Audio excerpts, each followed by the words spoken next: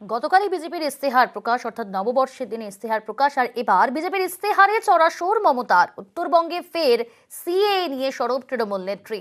আলিপুরদুয়ারের সভা থেকেই বিজেপিকে আক্রমণ মমতা বন্দ্যোপাধ্যায়।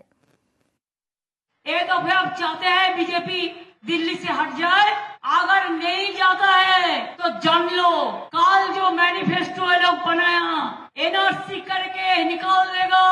उन्होंने खुद होम मिनिस्टर ने कहा इसका मतलब कोई नागरिक नहीं है, हम लोगों को कोई अधिकार नहीं है। क्या बोला? हम सबको लौट के देंगे। हम बोलो तुम लौट के क्यों देंगे? हम तुमको वोट में झटके देंगे, तुमको हिंदुस्तान में आने वाला नहीं है। জাতপাতের রাজনীতি করে তৃণমূল। সিএ কার্যকর হওয়ার পর থেকেই বিরোধিতা করছে তৃণমূল। দিনহাটার সভা থেকে তৃণমূলকে নিশানা বিরোধী দলনেতা শুভেন্দু অধিকারী। ভারতবর্ষে ওরা জাতপাতের রাজনীতি করে, সংখ্যালঘুদের ভয় দেখায়, সিএ এর বিরোধিতা করে। 1 মাসের বেশি হয়ে গেছে সিএ তে কারোর নাগরিকত্ব যায়নি, তাই সংখ্যালঘুরাও মুখ ফিরিয়ে নিয়েছে তোলামূল থেকে।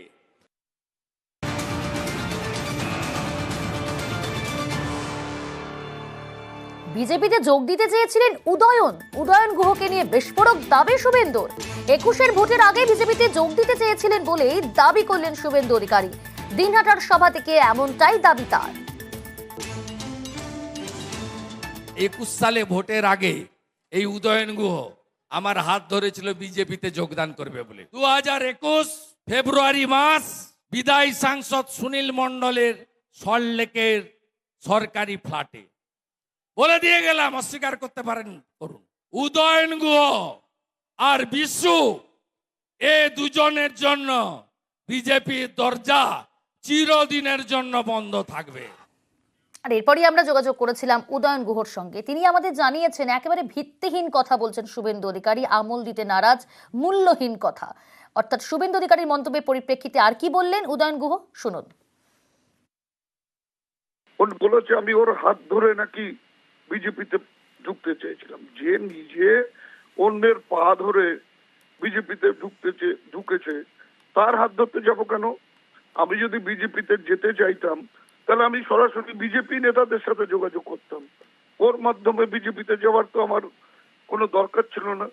আজকে বলতে হচ্ছে যে পায়ের তলায় মাটি নেই, বাজারে কোনো দাম নেই, সেই অবস্থায় ওর মস্তিষ্ক বিকৃতি হয়েছে, নাহলে গাঁজা খেয়ে এসে মঞ্চে উঠেছে। ওর কথার কোনো মূল্য নেই সাধারণ মানুষের কাছে।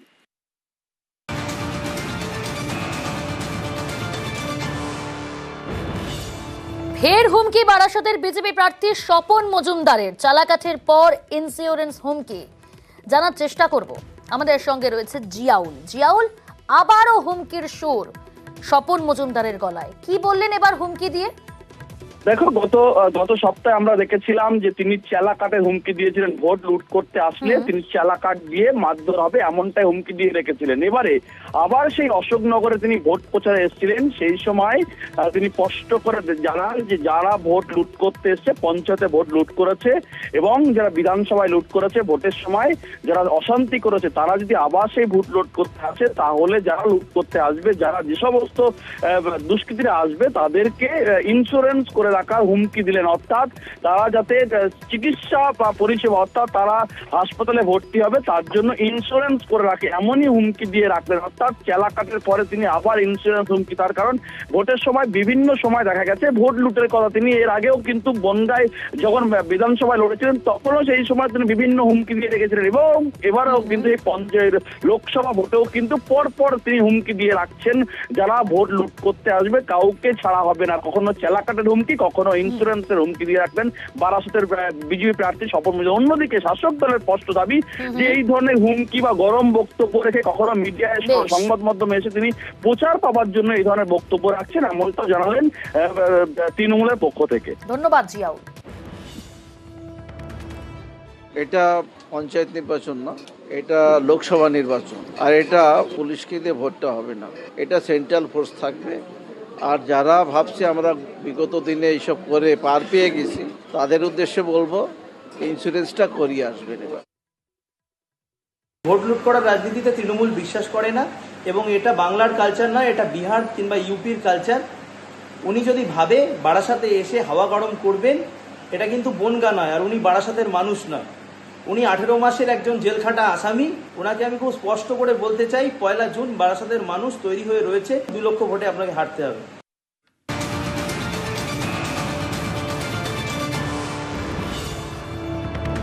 জেল হেফাজতে শেখ শাহজাহান, 14 দিনের জেল হেফাজতে শাহজাহান, জেল হেফাজতের নির্দেশ ব্যাংশাল আদালতের। 14 দিনের জেল হেফাজতের নির্দেশ ব্যাংশাল কোর্টে, 14 দিনের জেল হেফাজতে Sheikh Shahjahan.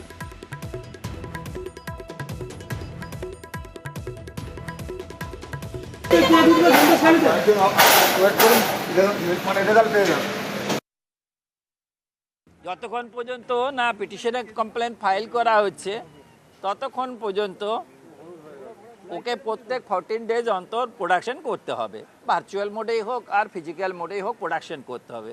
So this is nothing but simply formality. সেই ফর্মালিটি অনুযায়ী আজকে ইডি স্পেশাল কোর্টে প্রোডাকশন করেছিলেন ইডি আধিকারিক।